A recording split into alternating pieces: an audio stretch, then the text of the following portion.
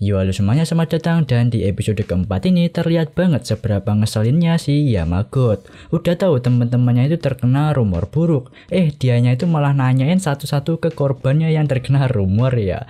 Jalan pikir Yamagot yang berasal dari Black Room memang gak bisa kita baca. So ya, mari kita review episode keempatnya. Langsung aja masuk ke pembahasannya, let's go. Di awal terlihat kalau si Ayano itu ngajak Kei untuk bertemu. Begitu juga dengan Kei. Bahkan Kei itu terlihat kalau dia itu sedang menyiapkan coklat ya. Tentu saja coklat untuk Ayano Koji. Ya, Kei itu memberikan coklat itu ke Ayano dan meminta untuk mempercepat pertemuan mereka. Kalau ngomongin coklat, pada tanggal 14 Februari itu adalah hari Valentine ya, atau hari kasih sayang. Valentine adalah tradisi dari barat, di mana cewek itu memberikan coklat ke cowok. Normalnya sih ada dua bentuk coklat pemberian, yaitu Giri Choco dan Honmei Choco. Giri Choco itu adalah coklat wajib yang biasanya diberikan kepada sesama teman gitu. Kalau Honmei Choco itu diberikan untuk orang yang disukai ataupun pacar. Para NPC kelas macam Sudo, Ige, Sotomura, dan Hondo, mereka itu sedang membahas dan berharap dapat coklat dari para ciwi-ciwi. Ige mengharapkan coklat dari Shinohara. Biarpun Ige dan Shinohara keduanya itu sering bertengkar, nyatanya mereka itu sebenarnya akrab. Begitu juga dengan Sudo. Sudo itu mengharapkan coklat dari Horikita. Bahkan Sudo itu udah ngasih kode ke Horikita untuk dapat coklat ya, tapi dikacangin sama si Horikita.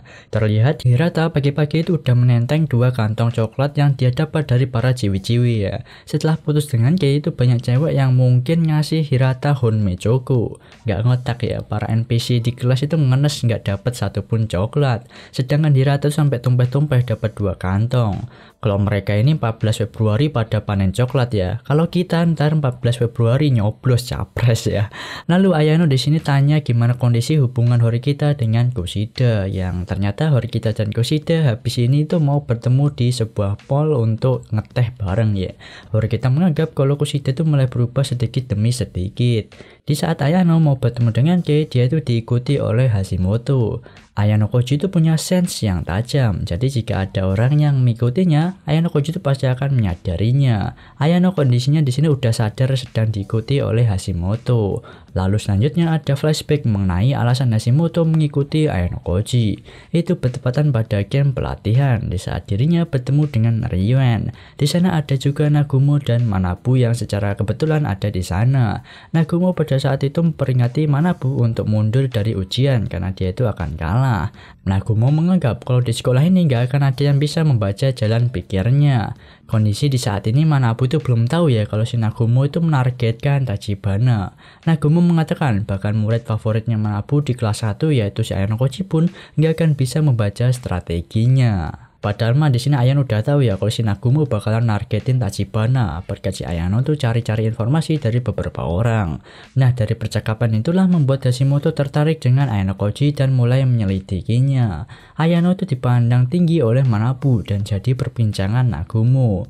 Hashimoto di sini bergerak atas inisiatifnya sendiri tanpa suruhan Sakenagi ya. Tujuan Ayano Koji bertemu dengan Kei di sini adalah untuk menanyakan tentang nomor misterius yang menghubunginya di episode sebelumnya. Ayano minta buat Kei menyelidiki nomor tersebut. Siapa tahu orang yang menelponnya itu berasal dari sekolah ini. Selain itu, karena sebentar lagi UAS, Ayano menanyakan kondisi Kei. Tentu saja Kei ini salah satu murid yang ada di peringkat bawah kalau soal akademik di dalam kelas C ya.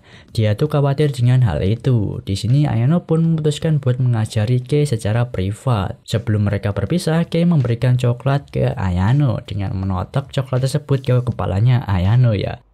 今日は何の日でしょう。バレンタイン。はい、正解。くれるのか。もともとは陽介くんのために用意してたんだけど、必要なくなったから。 Dia itu beralasan kalau awalnya coklat itu dia siapkan dari jauh hari untuk diberikan ke Hirata. Tapi karena mereka udah putus dan daripada nggak berguna, dia itu memberikannya ke Ayano Koji. Di sini awalnya gue merasa aneh, ini kayaknya lebih tinggi dari Ayano, dan setelah gue amati bener-bener, ternyata kayaknya ada di atas tangga, makanya bisa sejajar tingginya dengan Ayano. Setelah memberikan coklat tersebut, Kei meminta balasan 2 kali lipat di White Day nanti. Kalau Valentine adalah hari di mana cewek memberikan cowok coklat sebagai bentuk perasaannya, maka White Day itu adalah hari balasan untuk cowok memberikan hadiah balik ke ceweknya. Hashimoto yang dari tadi itu hanya mengamati saja pun menghampiri mereka. Hashimoto di sini udah sangat penasaran dengan hubungan Ayano dengan Kei. Hashimoto berspekulasi kalau Kei itu membuang Hirata demi Ayano. Maka dia itu menyimpulkan kalau Ayano itu berada di atasnya Hirata. Cuman Kei memberikan alasan kalau Kei itu menitipkan coklatnya ke Ayano Koji untuk diberikan ke cowok yang Kei sukai. Ya, Kei itu mencoba menutupi kebenarannya lah ya di sini.